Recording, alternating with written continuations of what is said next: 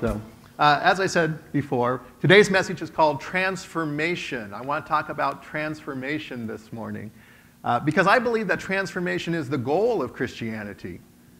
I believe that's the absolute end goal of Christianity is transformation. The last time I spoke, I talked about the Old Covenant and the New Covenant. I talked about the Old Covenant, which was given at Mount Sinai. Nice picture of Mount Sinai there. I talked about how Moses received the law and how the people received the Old Covenant. And I said sort of the focus of the Old Covenant was keeping the law. It was more of do this and you will live. Do this and you will be blessed. And if you don't do this, well, then you'll be cursed and you'll be punished and these bad things will happen to you. It was a covenant that was given to a very particular people, the nation of Israel. It was given in a very particular place, the Promised Land. It was given for a very particular time, which was when you cross over into the Promised Land and you dwell in it.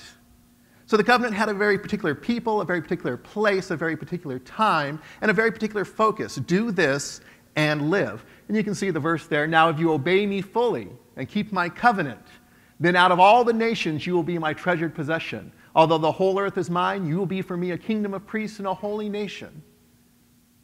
If you do these things, if you fully keep my covenant. It had those conditions. It had the conditions of obedience to the law.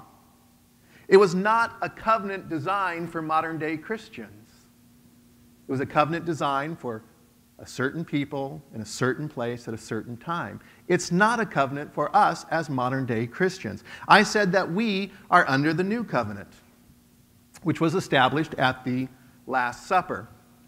When Jesus said, "This cup is the new covenant in my blood, which is poured out for you." And under this new covenant, it's not a particular people. It's for all who would believe, whosoever would come to Christ. It's for those in Judea, Samaria, and to the ends of the earth. It's for everyone. This new covenant is not just a certain group of people, but it's for everyone. It's not in a particular place. It's no longer just the Promised Land, but it's to the ends of the earth. It's not for a particular time, but it's for a covenant that is now and forever. And yet, as I pointed out last time I spoke, there are people who want to keep dragging us back under the rules and the regulations, the do's and the don'ts and the laws of the Old Covenant, and they don't apply to modern Christianity today. There's a new covenant that we are living under.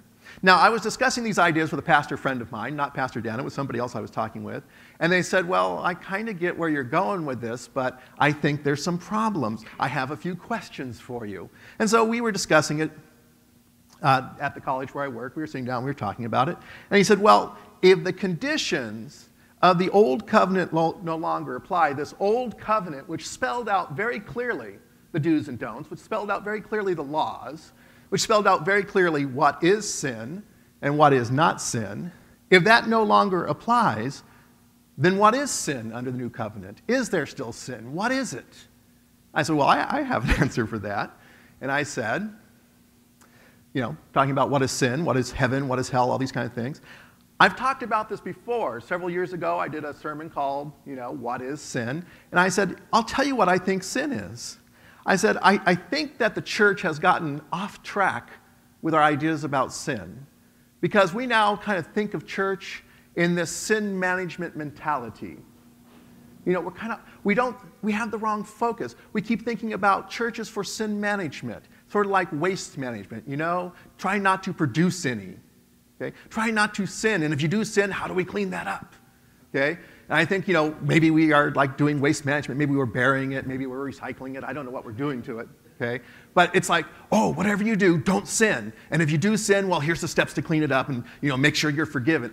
How many of you, I don't know, when I was a little kid, I was always really worried that if I went to bed at night and I hadn't confessed anything, and if I died and I had unconfessed sin, that I was going to go to hell. Anybody else? Martin Luther, the great Protestant reformer, felt that way too. In fact, he was so worried that somewhere deep in his heart there might be a sin he had not yet confessed, that he was going to be doomed to hell because he couldn't remember what it was. And finally, his confessor, a fellow priest, said, look, Martin, please, Just say, whatever I forgot, forgive me of it. It'll cover it. You'll be fine. Because he was so paranoid about it. And I think we get the same way about it. We're so worried about sin, and somehow sin and sin management has become the focus of the church. I think we don't need to do that. I don't think we need to do that at all. My point is that we spend too much time worrying about sin. We spend too much time focused on sin, and the focus of Christianity is Christ, not sin. And we've gotten off focus. My belief about what sin is under the new covenant, what I think sin is when we fail to live up to the characteristics of Christ that are being manifested in our life. See, Christ is building his life within us, and we are to live out those characteristics. And when we fail to do that, then we sin. It's not a specific list of do this, don't do this, don't do that. It's not a list of laws and regulations. It's a character that's being built within us. And when we go against that character, when we go against Christ's character, then we fall into sin. That's what I think sin is. Because when Jesus faced the Pharisees, he said, yeah, you're following all the rules. You tithe a tenth of even tiny little leaves of mint, and yet you miss the greater point of what the law was all about. It's about justice and it's about mercy. See, those are the characters of God: justice and mercy and love and grace and generosity and hospitality and all those wonderful things. And that's what Christ is building within us. And when we fail to fulfill what those things are, then we fall into sin. He said, well, okay, I kind of get where you're going with this sin thing, okay? And he said, and I've heard you talk before, and I've heard you talk about you think heaven is much more inclusive than some other groups do, right? Because, there are different groups. There are some groups who believe that, like, everybody's going to hell, right? You probably ran into them. They're standing there on the corner with a bullhorn and a big sign going, you're going to hell, and you're going to hell, and you're going, yeah, and you, yeah, and you looking at me and laughing, you're going to hell too, right? And they begin just condemning everybody to hell. They're a very exclusive group, and I'm not like that. And there are some people who are like, well, only the Christians are going to heaven. Only those who have gone through this very specific formula and said this very specific prayer and have this very specific words that they said, only those people are going. And I don't believe that either. Now, I'm not a universalist. A universalist believes that everybody's going to heaven and nobody's going to hell. I'm not that far, but I haven't gone quite to that extreme, but I'm pretty darn close to it. I believe that a lot more people are going to heaven than we ever imagined, and we're going to find far fewer people in hell than you ever imagined. I think most people, when they are living the life of Christ, whether, as C.S. Lewis says, they ascribe the name to themselves or not, are probably going to be in heaven. I like the apologetics of C.S. Lewis, and I would encourage you to read many of his books. I think he lays out a great argument for this. But I think we're going to find far fewer people in hell than we ever imagined that we would. So, this is what stumped my pastor friend. He stopped me and said, well, wait a minute. If there's no fear of hell, what's the motivation to become a Christian then? And it was there that I realized, wow, you have so missed the point, haven't you? Is that it? Is that all Christianity is to you? Is like fire insurance? Let's escape the fires of hell? Do you think that's the only reason that people become Christians? Because if you think that's the motivation, I think you're far, far off the point here. See, it seems that by removing the requirements of the law, by removing the idea of punishment associated with the old covenant, then we have removed the fear which motivates people to join a church or to accept Christ. I think if I looked out at a whole bunch of you and I were to ask you individually, I say, how many of you became a Christian because you were afraid of hell? I get a lot of raised hands. I get a lot of people who go, yeah, kind of, because we've heard the fire and brimstone preachers, haven't we? And it's like, oh, that's some scary stuff. I don't want to go to hell. So what is the motivation to join Christianity? What is the motivation to be good? And I think the answer is, it's in a love relationship. The answer is, the motivation to become a Christian is in a love relationship. Now, most of you guys know I'm married, right? And I'm married because I fell in love. I didn't get married because I was afraid. I didn't get married because I thought lightning was going to come out of the sky and strike me dead, if I didn't. I got married because I fell in love. And in that love relationship, I was motivated to change. I've been transformed. I hope I become a better person because I'm in this love relationship. I now want to please another person enough that I would be willing to change. I've given up some of my old selfish ways. I haven't given them all up. I've given up some of them. I've given up some of my old selfish ways. I've given up some of my irresponsibilities, because now I'm in a love relationship. And it's that love that motivates me towards this transformation and changing who I am. I hope that you can see the difference, that with fear produces submission, but love produces transformation. And I believe that the goal of Christianity is not submission to do's and don'ts and laws and regulations. I believe the goal of Christianity is transformation into the character of Christ. But God demonstrates his own love for us in this. While we were still sinners, Christ died for us. Christ initiated the love relationship. And love can make you do amazing things.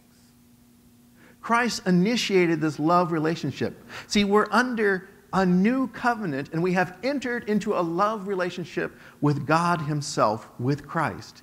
It is the motivating power of this love relationship, and it's not the fear that should be driving us to live up to the character of Christ being built within us. The power of this love relationship. Love, not fear, is the motivation. Again, as I said, the goal is transformation. Our goal is not to live up to do's and don'ts or rules. Our goal is not to become a mere avoider of sin. Our goal is not to escape the fires of hell. That's not our goal. Our goal is to become Christ-like, to be transformed into the very image of Christ. Our goal is to become people who actively seek to do good as Christ sought to do good. There's an old book that was written quite a while ago, Thomas à Kempis. It's called The Imitation of Christ. And I encourage you to read this book if you've never read it, because it spells out very clearly that our goal is to transform ourselves until we become the imitation of Christ. That's why we're called Christians, the ones who are like Christ. That's the goal of Christianity. And so my question is, are you still just avoiding sin and avoiding hell and trying to live up to the rules of the old covenant, the do's and the don'ts that have been forced upon you? Or are you looking forward in this love relationship to being transformed into something new and something different? It'd be great to see transformed people, because transformed people, people who are like Christ, are very attractive people. And they attract people to grace. They attract people to Christianity. They attract people to be changed by the Holy Spirit. So that's great. Here it is. You were taught with regard to your former way of life to put off your old self, which is being corrupted by its deceitful desires, to be made new in the attitude of your minds, and to put on the new self, created to be like God in true righteousness and holiness. This is great, but how do you do this? See, I always love the preachers who stand up and tell you what to do, and they never tell you how to do it. You go, you need to do this, and you need to do that. And you go, great, how do you do that? Okay, well, I'm going to tell you how to do this. I'll tell you how to do this one. Okay? I think you do it through two different ways. One is through relationship. You do it through relationship. Remember, I said we have entered into a love relationship with God himself. Now, the way that you build relationship is you got to spend time. You're not going to have much relationship with somebody who's never around. You're not going to be trying to please them or trying to know them or trying to be like them. I don't know if you've ever noticed this, but you get a couple that's been together for about 10 or 15 years or so, 20 years or so, and they start acting alike. Do you notice that? It's like, wow, you guys are really kind of similar. You guys start dressing alike, and you all like to eat the same thing, and you start acting alike, right? Because you'll notice that in relationship, you begin to take on the characteristics of the person you're in relationship with. Hang around a certain group of friends for a while, and guess what happens? You start to become like them. Begin to share interests and things like that. So it's important for us to spend as much time with Christ as we possibly can. Because we begin to take on his characteristics as we spend more and more time with him. You know, there's an old song that we usually sing around Easter time. It's called He Lives. Anybody know that song? He lives. Christ Jesus lives today. He walks with me. He talks with me along life's golden way. He lives. Salvation to impart. You ask me how I know he lives. He lives within my heart. Now, normally, you know, when you talk about, well, you know, I was talking to God, people are like, and are you certifiable? You know? Or even worse, God was talking to me the other day. I heard God say to me the other day, people are like, and are you a little on the crazy side? I remember when I applied for the job that I was applying for, you know, you're filling out the applications, they have this question on here, do you hear voices? And I know what that question is all about. It's like, you know, right? They're not asking, and it's really difficult because I'm like, well, not voices, just one, and it's God's voice. You know, and they're like, you hear God's voice? And I'm like, I'm not crazy, relax, you know, right? He's motivating me to do good things. It's a benevolent voice, you know. It's not a crazy voice. I'm not going to go nuts or anything like that, right? Okay? But we have a hard time sometimes admitting that, yes, I sense the presence of God. He's with me. Or I hear his voice and we spend time together. You know, one of the people I truly admire and that I learned from is Tom. I love you, Tom, because you are so honest about you spend time with God, and God shows you things, and God speaks to you, and you're not afraid to admit it, you know, because you're not afraid of what other people are going to think about you when you say those things. You know, and it's so wonderful to hear that coming from Tom and hear that coming from other people who say, yes, I was spending time with the Lord, because I know that the more time that Tom spends with the Lord, the more he becomes like him. And I get to hear what the Lord is like as God reveals himself to Tom, and then Tom reveals it to me. What a wonderful experience that is. So first I say it's a relationship. You need to spend time with God, but there's a second part of this too. You need to spend time with God's people. Because as I was saying before, Christ is putting his characteristics into the hearts of every believer. So that if you look at any believer, and I don't care who it is, if you look at any believer, you'll be able to see Christ beginning to manifest in them. Oh yeah, for some, you know, they're a little further along the road, they're a little further along the journey, they're a little more mature, and you'll see more of it, and it's easier to see. And for others, yeah, it's true, it's a little harder to see, but if you look, it's there. And that's what we need to start doing. We need to start being around God's people because God is revealing himself in all of them. We can look at every individual believer and begin to see the characteristics of Christ, and we begin to imitate those and to take on those characteristics as it's shown to us. Think about how it would transform a church if we stop looking for the sin in somebody else's life and start looking for Christ in somebody else's life. We spend too much time worried about sin and not enough time focused on Christ. But if I can start going out there and I can start looking and I can go, yes, I see Christ in Brittany back there. I see the love. I see the compassion. I see the servitude in different people. I can see Christ manifesting in you. I'm going to start thinking about people in a whole new way. I bet you church splits and church arguments will become a thing of the past if I'm constantly searching for Christ in other people so I can take that into myself. Maybe that's why we were told not to forsake the assembling together, because when we come together as the body of Christ, we get a better understanding of who he is, and it transforms us. I believe that transformation happens in relationships, with Christ producing his character in all of us. I remember my brother John Hastings, who has passed away. Now, you can say a lot of things about John. John was not a perfect individual.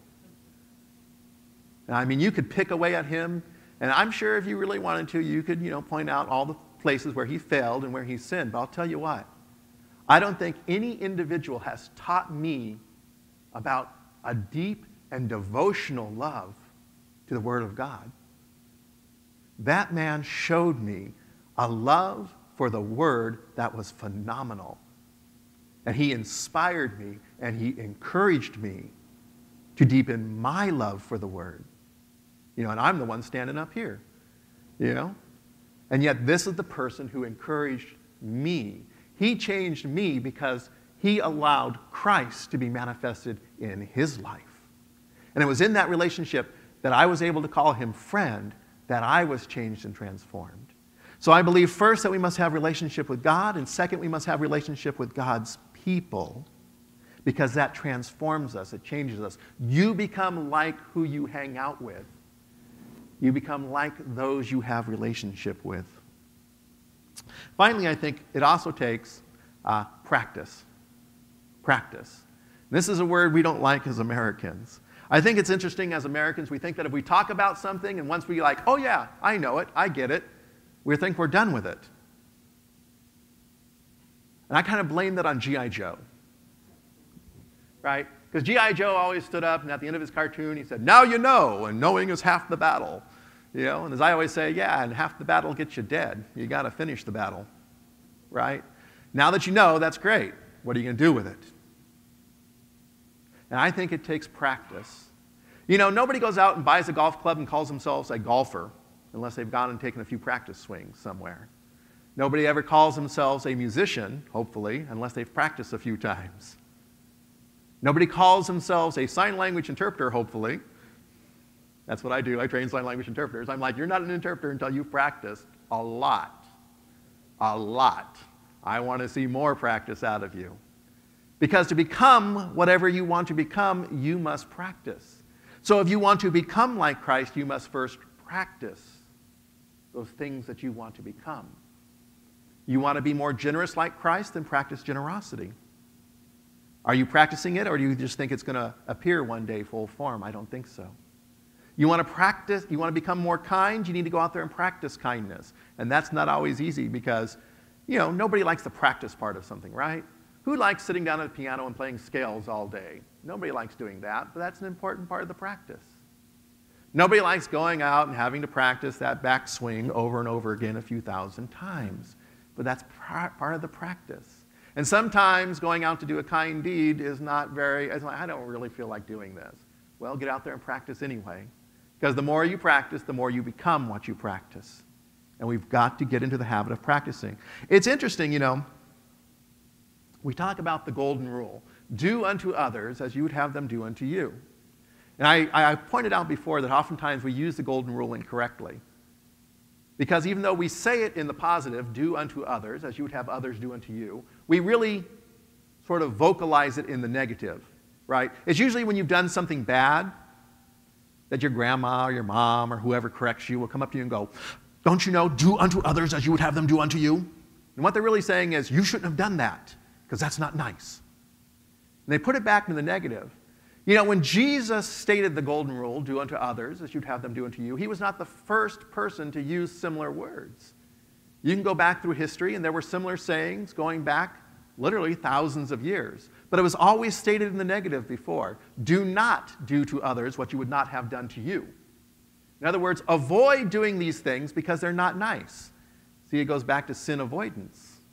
It goes back to avoid doing bad things. Jesus stated it very different. His revolutionary take on it was this: do unto others. In other words, actively do. In other words, go and do.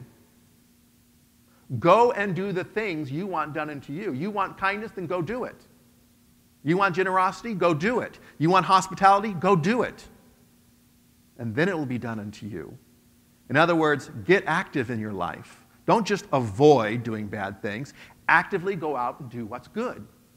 That's the way Jesus stated it.